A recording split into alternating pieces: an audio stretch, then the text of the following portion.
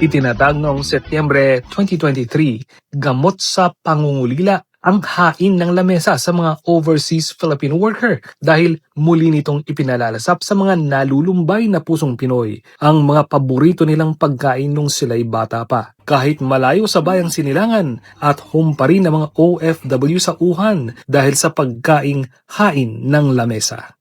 Nung binuksan namin to last year, maraming mga Filipino community na pumunta dito at talagang tinulungan kami na i-promote yung lamesa sa ibang mga kaibigan nila na Chinese and foreigners. After 3 months, doon namin nakita na talagang nagugustuhan ng mga Chinese ang aming pagkain, especially yung pansit at saka lumpia. Yan. Kasi ang goal namin is ipakilala ang Filipino food dito mismo sa Wuhan. And then, nagulat ako kasi pumatok talaga siya.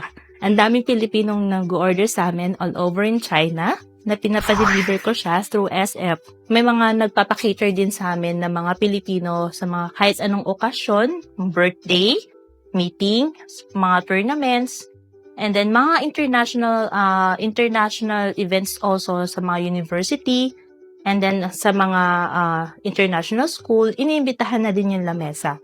Mensahe ko po sa mga Pilipino na laksan nila yung loob nila kung gusto nilang magtayo ng mga Filipino food dito. Lalo na sa mga bagong restaurant na Filipino food na napuntahan ko din.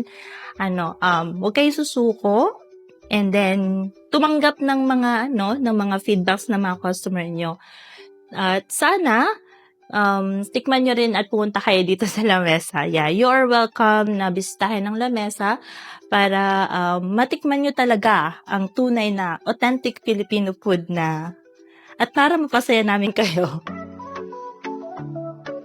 Masaya, moderno, kultural at higit sa lahat, may masarap na pagkain Pinoy. Yan ang Wuhan. Ito si Rio Sablan. Hanggang sa ulitin.